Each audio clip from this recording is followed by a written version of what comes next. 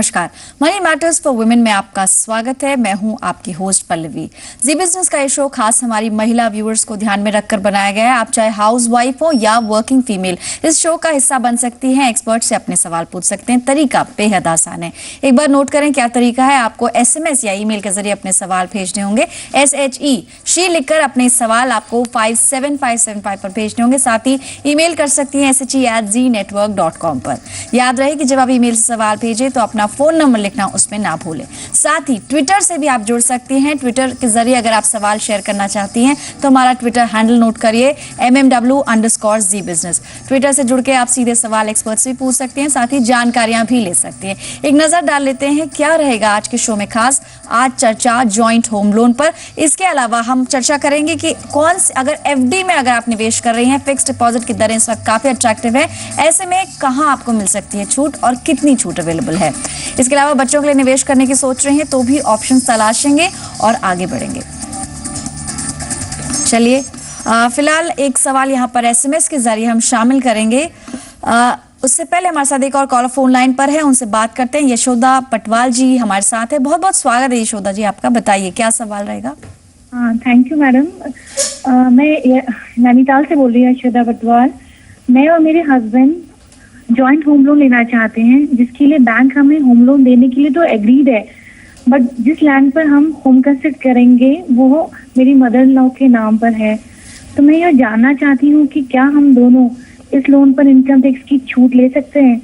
अगर नहीं तो हमें छूट लेने के लिए क्या करना पड़ेगा? जो ये आप लोन लेने की सोच रही हैं, ये कंस्ट्रक्शन पर्पस के लिए, मतलब आप इनफैक्ट आपने किसी बैंक से अभी तक बात की है? कौन से बैंक से बात करी है अभी तक आपने? हाँ, मैंने SBI से बात करी है। ओके। तो प्रॉब्लम तो नहीं होगी कह रहे होम लोन के लिए, लेकिन मेरा क्वेश्चन बस इनकम टैक्स में रिबेट लेने का है।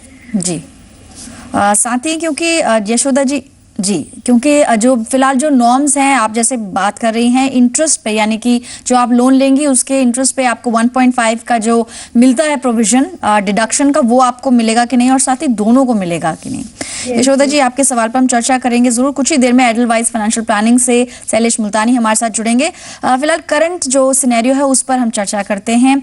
इन्होंने जैसे मेंशन किया है यशोदा जी ने कि 20 से 25 लाख का लोन लेना चाहते हैं। यहाँ पर कंडीशन इसलिए अलग है क्योंकि जमीन इनके पास है। डिफरेंस ये है कि इनकी जो मदर इन लॉ है उनके पास ये जमीन है और उस पर ये लोन लेना चाहती हैं। तो यशोदा जी पहली बात तो ये है कि थंबनेल अगर देखा जाए, थंब रूल ये है कि अगर आप जो लोन ले रहे हैं, यानी कि आप और आपके हस्बैंड दोनों जॉइंटली इस लोन को लेना चाहते हैं, तो जो लैंड है, जो जमीन है, वो आपके नाम पर होनी चाहिए। यानी जैसे आपने ईमेल में भी मेंशन किया था कि क्या आपकी मदर इन लॉ आपको वो लैंड गिफ्ट कर सकती है, क्या वो आपके नाम पे ट्रांसफर कर सकती है? डेफिनेटली पहला स्टेप यही होगा कि आपको अपनी मदर इन लॉ से बात करके एक गिफ्ट डीड बनानी होगी, यानी कि एक वकील का आप मदद ले सकती हैं। गिफ्ट डीड बनानी होगी, वो लैंड आपके नाम पर ट्रांसफर होना जरूरी है, उसके बाद ही आप आगे बढ़ सकती हैं।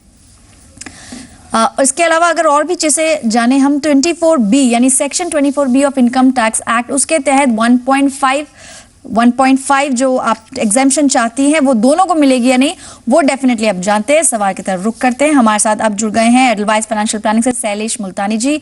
मिस्टर मुल्तानी बहुत बहुत स्वागत है जी बिजनेस पर। आपने यशोदा पटवाल जी का सवाल पूरा ईमेल पर शेयर किया था हमने। आप अब बताइए इनको किस तरह से ये क्लेम कर सकती हैं और क्या लैंड इनके नाम पर नहीं है, ऐसे में क्या प्रोविजंस रहेंगे?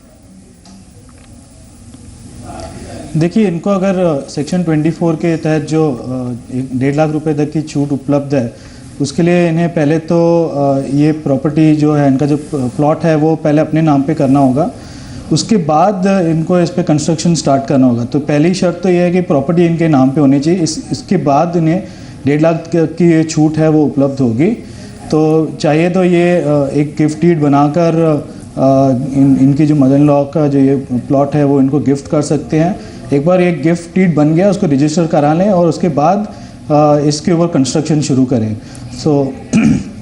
इसके अलावा कुछ शर्तें भी हैं सेक्शन 24 में कि अगर आप कंस्ट्रक्शन कर ही रहे हैं तो आपका कंस्ट्रक्शन 3 साल के अंदर ख़त्म हो जाना चाहिए, वरना आपको ये जो 1.5 लाख तक की जो छूट है वो आपको उपलब्ध नहीं होगी। इसके अलावा आपको ये भी, अगर आप चाहते हैं कि अगर आप जॉइंट नेम में अगर आप प्रॉपर्टी करना चाहते हैं वो भी कर सकते हैं। अगर ये को ओनरशिप में है तो हर को ओनर को 1.5 लाख तक की छूट उपलब्ध होगी। शैलेश जी, साथ ही जो एक और कंडीशन यहाँ पर है, जिसे आपने बोला कि अगर कंस्ट्रक्शन पर्पस के लिए ले रही हैं 3 इयर्स के अंदर कंस्ट्रक्शन पूरा भी होना चाहिए। जो इनके सवाल का हिस्सा ही है कि जो प्री कंस्ट्रक्शन पीरियड है उस दौरान जो ये ईएमआई देंगी उस पर डिडक्शन ये कब क्लेम कर सकती है और किस तरह से आगे ये मूव करना चाहिए?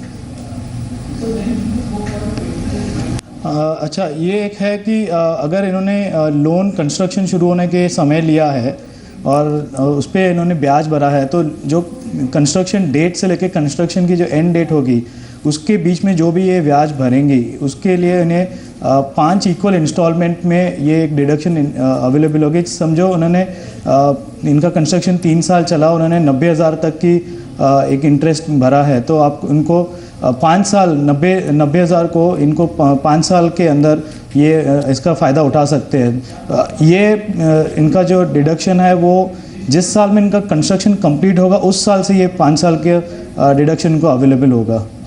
जी, तो यानी यशोदा जी, आपको इन 2-3 बातें जैसे अभी शैलेश जी ने बताई हैं उन सब चीज़ों का ध्यान रखना होगा। फर्स्ट, जैसे हम शुरुआत में डिस्कस भी कर रहे थे कि आप लैंड अपने नाम पे ट्रांसफर कर सकते हैं, उसके बाद आगे बढ़ें, क्योंकि मदर इन लॉ रिलेटिव्स के अंदर आती हैं डेफिनेशन के, तो वो आपको गिफ्ट कर सकते हैं डेफिनेटली। और जो छूट की आपने बात कही वो मिस्टर मुल्तानी ने अभी एड्रेस किया है कि आपका जब तक घर का कंस्ट्रक्शन कंप्लीट नहीं हो जाता तब तक आप उसको क्लेम नहीं कर सकते, but once that is complete 3 years के अंदर तो आप उसको क्लेम कर सकते हैं। साथ ही जो आपने कंस्ट्रक्शन के दौरान जो आपने ब्याज आप चुकाएंगी बैंक को, वो भी आप बाद में 5 बराबर किश्तों में क्लेम कर पाएंगी। चलिए आगे बढ़ते हैं। एक सवाल ईमेल के जरिए शामिल किया है, शीला देवी हैं दिल्ली से, इन्होंने सवाल भेजा है। लॉन्ग टर्म इन्वेस्टर हैं, म्यूचुअल फंड्स की बात कर रही हैं, इन्होंने अपनी एज बताई है 30, साथ ही 30,000 इनकी मंथली इनकम है। इनका एक लक्ष्य है 9 लाख रुपए इनको कुछ आने वाले समय में 20 साल बाद इनको जरूरत होगी, उसके लिए ये म्यूचुअल फंड में प्लानिंग करना चाहती हैं। कुछ फंड्स आपसे जानना चाहेंगे शैलेश जी, साथ ही SIP के जरिए करें या फिर लमसम, ये इनका सवाल है। हाँ, देखिए इनका जो निवेश की जो अवधि है वो 20 साल के लिए है, इसलिए डाइवर्सिफाइड इक्विटी फंड्स में ये बिल्कुल पैसा लगा सकते हैं। अधिक से अधिक निवेश इनका डाइवर्सिफाइड इक्विटी फंड्स में होना चाहिए। इन्होंने लिखा है कि इनको 20 साल के अंदर 9 लाख की एक रकम जुटानी है, इसलिए इनको एक हर महीने एक छोटा सा एक SIP स्टार्ट कर सकते हैं जो 1400 से 1500 के बीच में हो सकता है।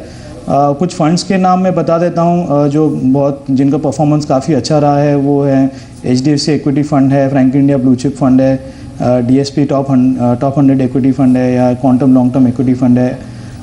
तो इनको चाहिए कि ये एक नियमित रूप से इसमें निवेश करें। 1500 अगर ये निवेश करते हैं और इनके पोर्टफोलियो का रिटर्न 10% भी होता है तो ये अपने लक्ष्य की ओर ज़रूर पहुँच जाएंगी।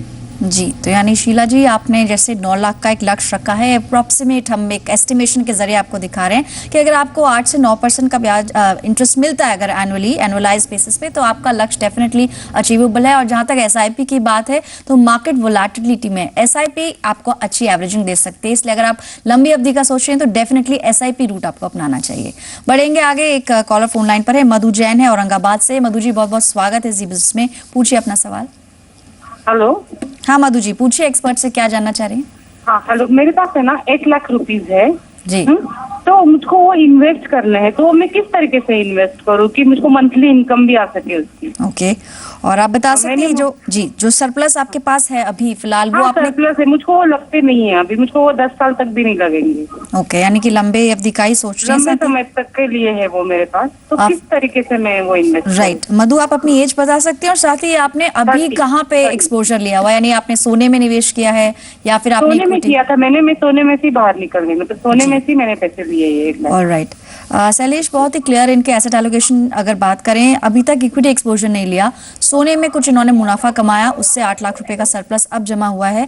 फर्दर इसको गोल्ड में वापस इन्वेस्ट नहीं करना चाहती, रादर आपसे जानना चाहती है इक्विटी का अगर रूट लेती हैं एंड 10 ईयर्स का अच्छा खासा समय है इनके पास, इनको ये 8 लाख रुपए 10 साल के लिए अगर निवेश करने हो तो कैसे आगे बढ़े और कहाँ निवेश करें? मधु जी नमस्ते। पहले तो मैं आपको बधाई देना चाहूँगा कि आपने गोल्ड में अच्छी खासी प्रॉफिट की बुकिंग की है।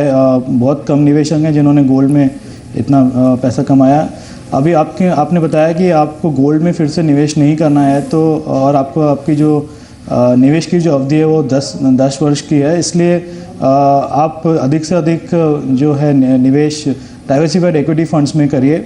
आपको चाहिए कि आप नियमित रूप से निवेश करें, सिस्टमैटिक इन्वेस्टमेंट प्लान के थ्रू आप निवेश करें।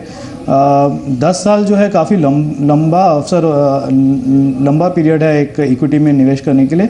तो मेरे हिसाब से आप 4 या 5 डाइवर्सिफाइड इक्विटी फंड, जिनका नाम मैंने अभी बताया, मैं फिर से दोहरा देता हूँ, जैसे कि HDFC इक्विटी फंड है, या DSP BlackRock top 100 equity fund है, bank India blue chip fund है। इन फंड्स में आप नियमित रूप से निवेश करें। मेरे ख्याल से 10 वर्ष में आप, अगर आपका पोर्टफोलियो 12 से 15% के बीच में रिटर्न देता है तो बहुत अच्छा होगा। जी, साथ ही शैलेश, ब्रेक पर जाने से पहले एक बहुत ही ब्रीफली आपसे मैं एक राय लेना चाहूँगी। एसेट एलोकेशन में अगर गोल्ड में ये क्या कुछ परसेंटेज इनको अभी भी गोल्ड में रखनी चाहिए या फिर कम्प्लीटली गोल्ड से बाहर आना चाहिए? देखिए, पोर्टफोलियो डाइवर्सिफिकेशन की बात करें तो इनको तीनों एसेट क्लास में निवेश होना चाहिए। बेसिकली जैसे मैंने बताया कि ये डाइवर्सिफाइड इक्विटी फंड में तो ये निवेश करेंगे ही। इनको चाहिए कि आप 5 से 10% तक आप गोल्ड में भी बने रहिए, और थोड़ा सा जो पैसा है आप फिक्स डिपॉजिट या रिकरिंग डिपॉजिट में भी लगाएं। अगर आपको फिक्स डिपॉजिट या रिकरिंग डिपॉजिट के रिटर्न्स कम लगते हैं तो आप फिक्स मैच्योरिटी प्लान, जो म्यूचुअल फंड के डेट फंड हैं, उसमें भी आप निवेश कर सकते हैं। तो एक पोर्टफोलियो हमेशा बैलेंस्ड होना चाहिए और डाइवर्सिफाइड होना चाहिए। जी, तो यानी मधु, आपके लिए यही राय है एक्सपर्ट की कि आप कुछ हिस्सा इक्विटी, इनफैक्ट ज्यादा हिस्सा इक्विटी, कुछ डेट और कुछ 5 to 10% आप गोल्ड में रख सकती हैं, ताकि आपका एक ओवरऑल बैलेंस पोर्टफोलियो बन सके। इसी के साथ एक ब्रेक का वक्त हुआ, जल्द लौटेंगे, कुछ और लोगों से भी बात करेंगे।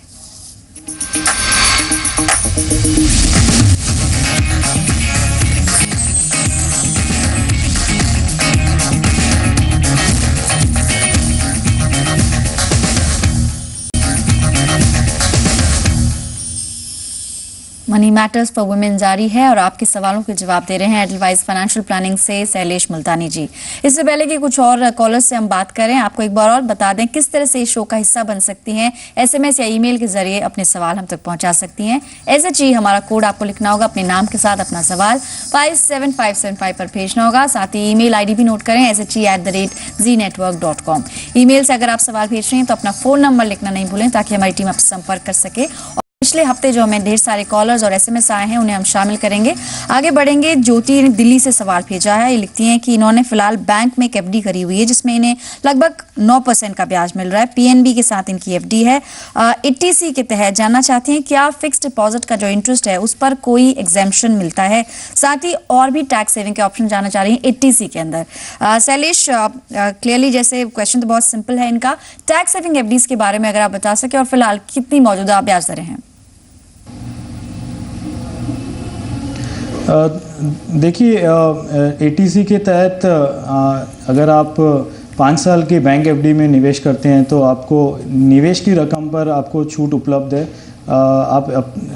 जैसे 80C में मैक्सिमम लिमिट जो है 1 लाख रुपए तक की है, तो आप 1 लाख तक एक बैंक 5 साल की जो बैंक की FD है उसमें निवेश कर सकते हैं। लेकिन आपका जो इंटरेस्ट होगा बैंक उस FD पर, उस पर कोई छूट उपलब्ध नहीं है। ये एक साधारण FD है, इसमें खाली जो आपका जो निवेश का जो अमाउंट है, जो उसी पे खाली आपको टैक्स बेनिफिट अवेलेबल है। बाकी जो इंटरेस्ट है वो उस पर टैक्स लगेगा।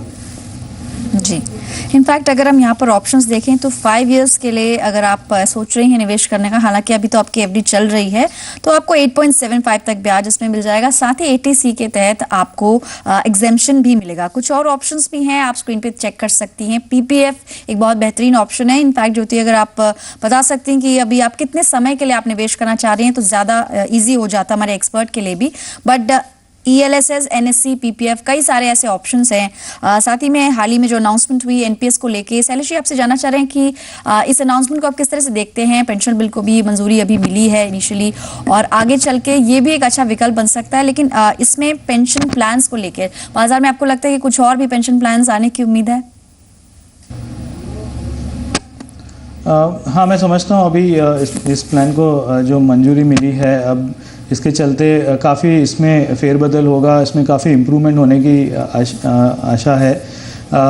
मेरे हिसाब से ये एक बहुत अच्छा विकल्प रहेगा। अभी तो फ़िलहाल जो भी पेंशन प्रोडक्ट्स हैं वो इंश्योरेंस कंपनी के द्वारा ही अवेलेबल हैं, और जो सेंट्रल गवर्नमेंट, स्टेट गवर्नमेंट में जॉब करते हैं उनके लिए तो अभी एनपीएस कंपलसरी है, लेकिन जो प्राइवेट सेक्टर में अभी नौकरी कर रहे हैं उनके लिए खाली ईपीएफ जो है एम्प्लॉय प्रोविडेंट फंड, वही एक रिटायरमेंट बेनिफिट स्कीम उनके लिए अवेलेबल है। मैं समझता हूँ अभी जैसे और इसमें इम्प्रूवमेंट आएगा, एनपीएस में काफ़ी निवेश पॉपुलर होगा। फिलहाल एनपीएस में जैसे हमने देखा कि कोई ट्रैक रिकॉर्ड ऐसा नहीं है इनके पास। आगे चल के इसमें जैसे जैसे इम्प्रूवमेंट होगा मेरे ख्याल से एनपीएस बहुत अट्रैक्टिव हो जाएगा निवेश के लिए। जी, और ज्योति आपने बताया था जैसे आपकी जो हस्बैंड की एनुअल इनकम है, इनफैक्ट आप हाउसवाइफ है और हस्बैंड की इनकम भी टैक्सेबल नहीं है, 2 लाख से कम है। आप ऑप्शंस देख सकती हैं अगर आप बिल्कुल जोखिम नहीं लेना चाहती। सारे डेट फंड्स, डेट स्कीम्स हैं ये सारी जो भी आप देख पा रही हैं स्क्रीन पर, पीपीएफ हो चाहे एनएससी हो, एलएसएस, इनफैक्ट इक्विटी एक्सपोजर भी आपको देगा। फिलहाल आगे बढ़ेंगे, एक और फोन लाइन पर है, सुमित्रा मंडल है कोलकाता से। बहुत बहुत स्वागत है सुमित्रा आपका, पूछिए एक्सपर्ट से क्या सवाल है। और टीवी आप म्यूट कर सकते हैं, अपना सवाल फोन पर पूछ सकते हैं। हेलो, हाँ सुमित्रा बताइए क्या सवाल है एक्सपर्ट से। नमस्ते।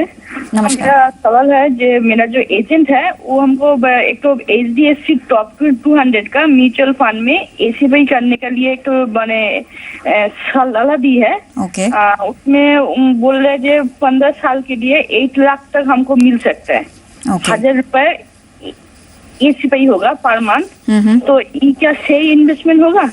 सुमित्रा जी आपने इसके अलावा कोई और फंड भी चुना है या सिर्फ ये आपकी फर्स्ट टाइम आपने इन्वेस्ट किया है? फर्स्ट टाइम इन्वेस्टर हैं। फंड के ऊपर भी राय लेते हैं एक्सपर्ट से और साथ ही कितने रिटर्न्स आपको एक्सपेक्ट करने चाहिए वो भी जानेंगे। Shailesh, how do you see the fund? HDFC top 200 काफी टॉप रेटेड फंड था पिछले काफी समय में, बट फिलहाल इसकी एनएवी कुछ कम हुई है, आपकी क्या राय है इस पर?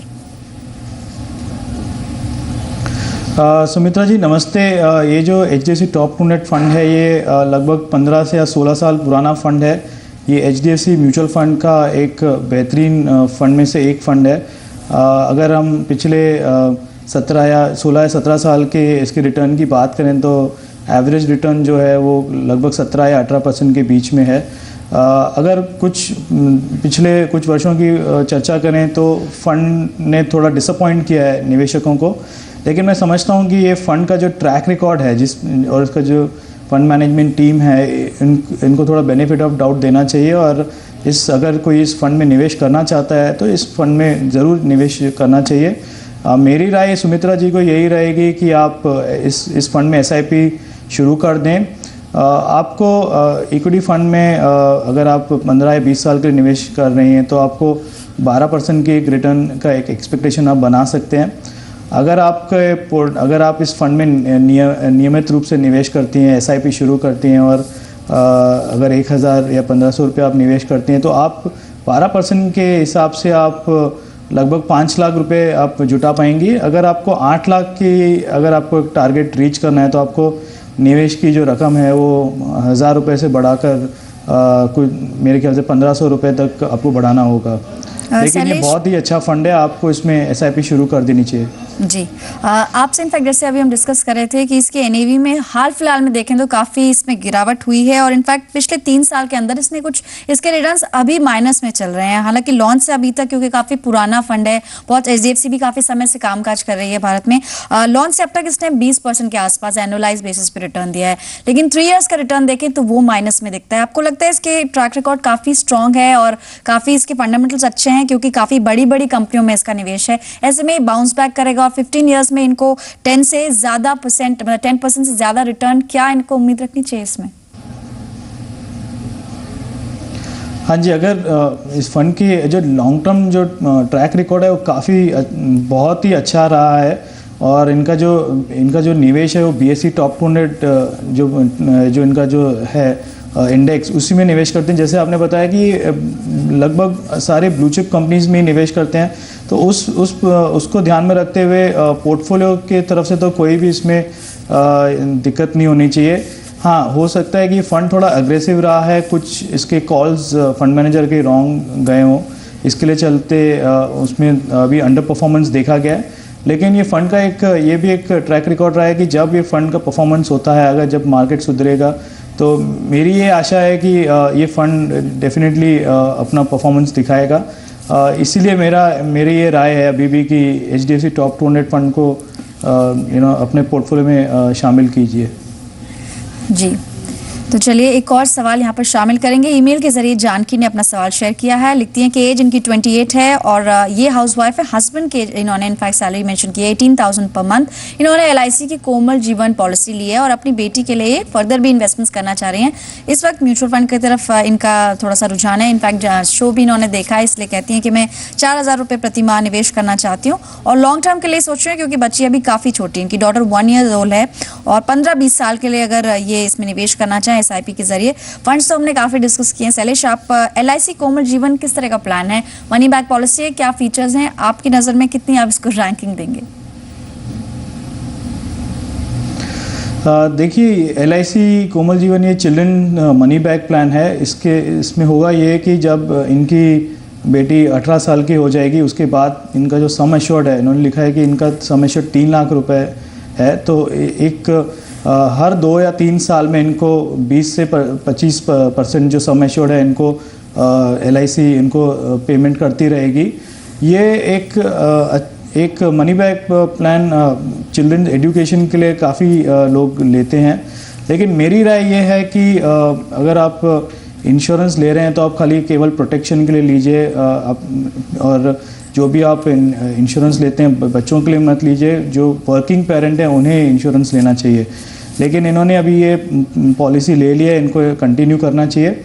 आगे चल के इनका जो इन्होंने लिखा है कि इन्हें कुछ 4,000 रुपये प्रति माह निवेश करना है, तो इनको चाहिए कि एक बैलेंस पोर्टफोलियो बनाएं। 3,000 रुपये तक की SIP ये स्टार्ट कर सकती हैं, डाइवर्सिफाइड इक्विटी फंड में निवेश कर सकती है। 1 साल की चाहिए तो ये एक रिकरिंग डिपॉजिट अकाउंट भी खोल सकती है अपनी बेटी के नाम पर। और अगर इनका पोर्टफोलियो की एवरेज रिटर्न अगर 9 या 10% रहती है तो ये अगले 20 वर्षों में लगभग 25 से 27 लाख रुपए तक के एक रकम जुटा पाएंगी, जो कि ये अपने बेटी की एजुकेशन के लिए या मैरिज के लिए यूज़ कर सकती है। जी, इनफैक्ट जान कीजिए, आप जितना ज़्यादा समय SIP करेंगे उतना ज़्यादा आपको बेनिफिट होगा। आप देख भी सकते हैं 15 इयर्स के लिए अगर आप प्लान कर रहे हैं, 10% भी अगर आपको एक कंजर्वेटिव रिटर्न भी आप मान के चले तो 4,000 रुपये का जो आपका निवेश है उससे 16 लाख का कॉर्पस बन सकता है। साथ ही अगर आप 20 साल के लिए करेंगे, यानी कुछ और समय तक SIP में बनी रहती है, तो आपका कॉर्पस 10% के हिसाब से 30 लाख तक बन सकता है। बट ये एक एस्टिमेट है, यानी अनुमानित रिटर्न हमने लगाया है, ये एग्जैक्ट रिटर्न्स नहीं है। फिलहाल इस शो में इतने ही सवाल ले पाएंगे। शैलेश जी, आपका बहुत बहुत धन्यवाद जी बिजनेस के लिए वक्त निकालने के लिए। धन्यवाद। शो को यहीं समाप्त करते हैं, हमें दीजिए इजाजत। नमस्कार।